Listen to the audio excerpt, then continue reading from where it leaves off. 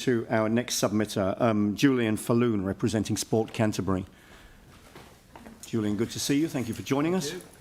And Kevin Collier. And you've got 5 minutes to present this morning. Nanga mana, nanga reo, e rau rangatira mā tēnā koutou. Te manawa whanua, tēnā rauhea, tēnā koutou. Ki aku rangatira o te kanihira o te waitaha, nōku te mai Māori e. Ko Julian Falloon tōku aho, ka oti te moaki o Sport Canterbury. Ki nui ake, ki kaha ake, te tokamoka ake. As I said in my brief mihi, our vision is more people, more active, more often. And everything we do is about getting and keeping people engaged in sport and physical activity. And I guess I've been in front of you as a council enough to appreciate and understand how much you value the contribution of sport and physical activity to the well-being of our local community. And as a result, we acknowledge your continued investment into sport and recreation across many areas during some extremely challenging economic times. And while Council have had to tighten its belt fiscally, sport and active recreation and play have fared pretty well within the draft LTP. As always, Sport Canterbury seeks to maintain our independence, and while working with councils to achieve the best outcomes for the sport and rec sector, our commentary of this submission is of the views of Sport Canterbury and don't necessarily represent any individual or organisation. From a regional approach to facility planning and delivery, Sport Canterbury is currently reviewing our regional spaces and places plans, and we hope these plans will continue to benefit councils when considering investment into sport, active rec and play facilities in the future.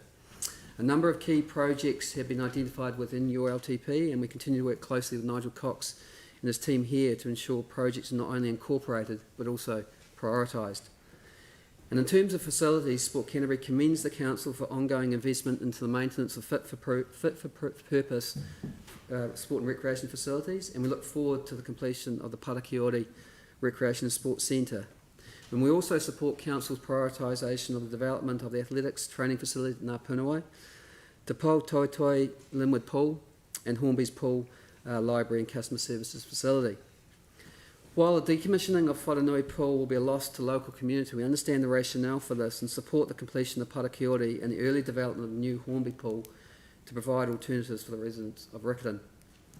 We commend Council for your support to date of the development of the Netzel Indoor Court facility and advocate for Council's continue to support this project through to its completion. From a parks perspective, we support Council's ongoing investment into sports fields and advocate that Council continues to maintain the quality of fields to at least its current level. We also advocate for continued planning to develop high-level artificial sports turf, and we think that we need to take time to plan for the home of future football, as well as Denton Park Outdoor Velodrome, and it should be prioritised within this LTP. In terms of active recreation and play, Sport Canterbury supports Council's commitment to investment in a number of initiatives, including the Otakaro Avon River Regeneration Program, particularly to enhance safety and enjoyment for on-river users, the continued improvement of existing footpaths and cycleways, and the delivery of major cycle routes to support not only active transport but active recreation as well. And finally, parks, your continued commitment to developing parks and offshore maintenance and improvements. And also, we implored the Council's commitment to investment in both destination and neighbourhood play spaces.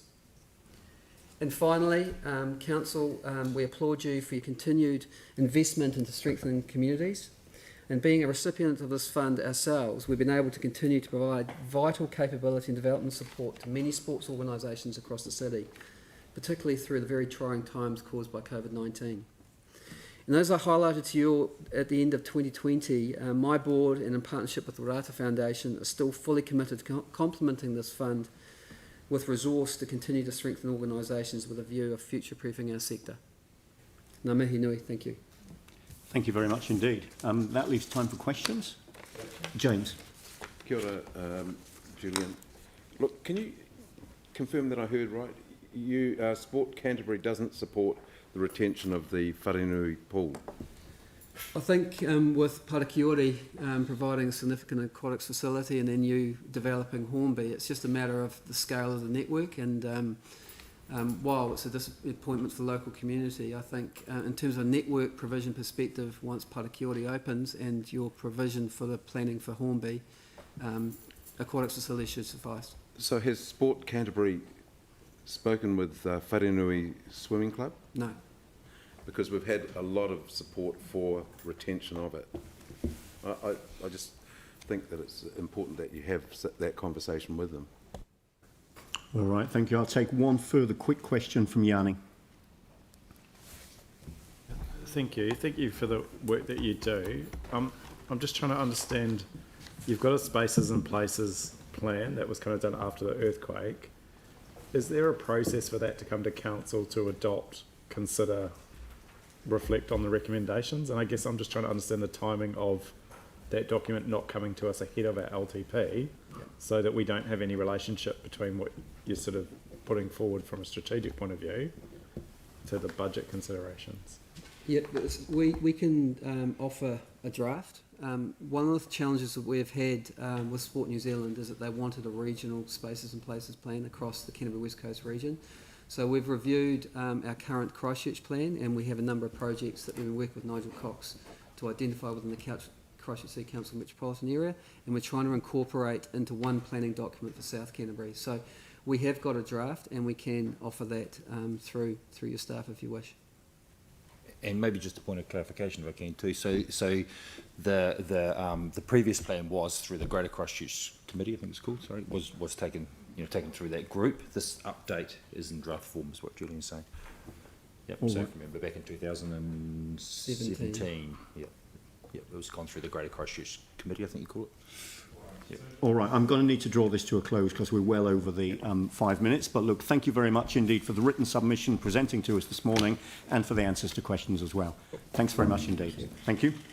So our next submitter is Helen Tate.